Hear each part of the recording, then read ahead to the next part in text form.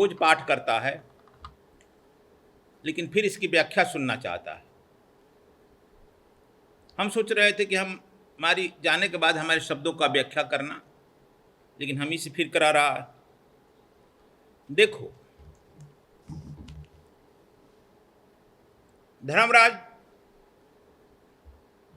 युधिष्ठिर जब राज दिया गया तब बहुत सारे धर्मों को सुनकर, चूंकि धर्मराज युधिष्ठिर बहुत बड़े विद्वान थे, वह किम कर्तव्य विमूढ़ हो गए कि मैं कौन सा धर्म अपनाऊं, क्या करूं। विद्वान आदमी ज्यादा विमूढ़ हो जाता है।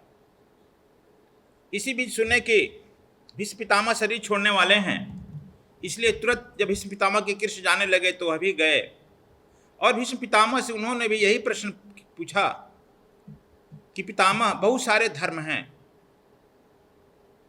और आप हमारे खानदान में सबसे वयोवृद्ध हैं, बाल ब्रह्मचारी हैं, आप में दोष जो है किस काम, क्रोध, मद, मोह, लोभ और अहंकार, यही दोष सृष्टि को ले डूबता है। और आज तक जितने लोगों राजाओं का नाश हुआ है या सिद्ध साधकों का नाश हुआ है, नाश को प्राप्त हुआ है, वह मुख्यतः काम और क्रोध से।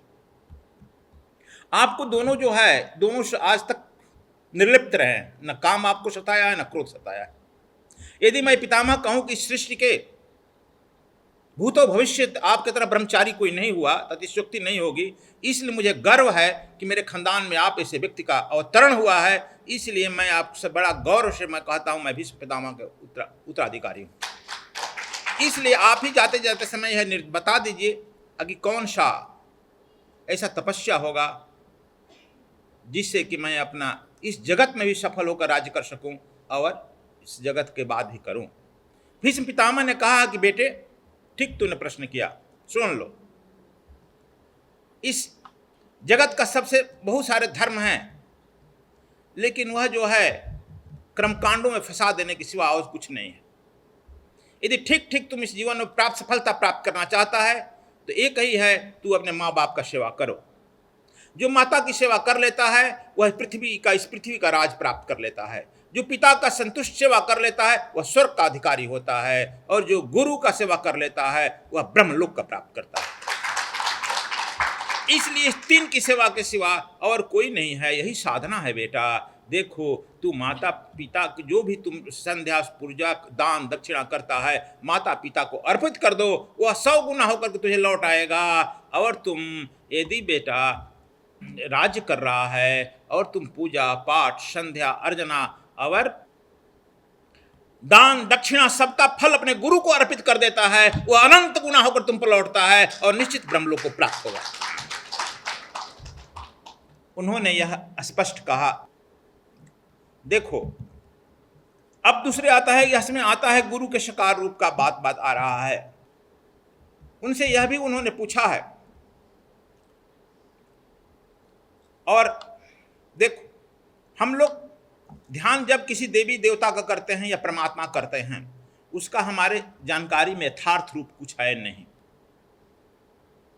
कभी कोई ऐसा नहीं है जहां तू लोग फोटो लिया हो, अर्थात काल्पनिक है। जब कोई आदमी किसी देवी देवता या परमात्मा का ध्यान करता है साकार रूप का मूर्ति बनाकर, तो उसके मन में एक भावना उत्पन्न हो जाता है, कैसे मैं यह करूं कि यह जो है वास्तविक रूप है, क्यों नहीं यह काल्पनिक रूप है। यह कल्पना और वास्तविक रूप में उसमें विभ्रम उत्पन्न हो जाता है, मन भ्रमित हो जाता है, उसका ध्यान नहीं लगता है। लेकिन वह समय का जो है गुरु जो है आपके सामने दिखाई पड़ता है, और जब दिखाई पड़ता है तब उसमें कोई भ्रम की स्थिति नहीं उत्पन्न होती है, तब उसके साकार रूप का ध्यान करते हो। करते करते मन जो है एकाग्र, एक चीज पर धारणा लग जाता है। धारणा का मतलब होता है कि एकाग्र हो जाए, धारणा हो जाए। अब धारणा जब तुम्हारा वहां हो जाता है, तब जब ध्यान लग जाता है, निर्विकल्प हो जाते हो, समाधि को प्राप्त हो जाते हो, और समाधि को प्राप्त हो जाते हो तो तुम गुरु के सानिध्य में जब मिलने लगते हो, तो गुरु जो भी अपना तपस्या किया है या अपने बुद्धत्व को प्राप्त किया है, वह क्षण मात्र में तू बुद्धत्व को प्राप्त कर सकता है। इसलिए यह गुरु के साकार रूप का ध्यान करने की विधि दी गई है शास्त्रों में भी। लेकिन यहाँ पर देखो, कहा जा रहा है कि जो भी तुम पुण्य करते हो, तपस्या करते हो, वह जब ध्यान करते हैं तो गुरु से मांगते हो तो तुम्हारी यह जो है बुद्धि क्षणिक होने लगती है, तुम घटने लगती है तुम्हारी बुद्धि। मांग करते हैं तुम अपने को सीमित करने लगते हो, घटने लगते हो, भिखमंगे की तरह खड़ा हो जाते हो। यह जो कहा जाता है, गुरु के साकार रूप का ध्यान करते करते ध्याता ध्यान ध्येय को प्राप्त होता है। यहाँ रामायण में भी आया है कि सचिव वैद्य गुरु तीन जो प्रिय बोल ही भयास, राज धर्म तन तीन कर हो है बेग ही नाश। रोज कहता है तो लोग, सचिव जो तुम्हारा सेक्रेटरी रखा है, सचिव सेक्रेटरी, वैद्य और गुरु। तुमको शुगर की बीमारी है और वैद्य कहता है कि नहीं, हाँ चीनी खाओ, मिठाई खाओ, ठीक, तुम्हारे मन के अनुकूल करो। तुम लोग भी कहते हैं हमारे मन के गुरु जी हमारे मन के अनुकूल बता करते रहिए, हम यह चाहते हैं, करिए, कहता है ना। यदि गुरु भी तुम्हारे मन के अनुकूल करता है तो तीन का नाश होगा। सचिव तुम्हारे अनुसार यदि करता है, सचिव सलाहकार, तो राज का नाश होता है। अवर वैद्य तुम्हारे अनुसार सलाह देता है, तुम्हारे शरीर का नाश होगा। और गुरु यदि तुम्हारी इच्छा के अनुसार सलाह देता है, तब धर्म का नाश होगा।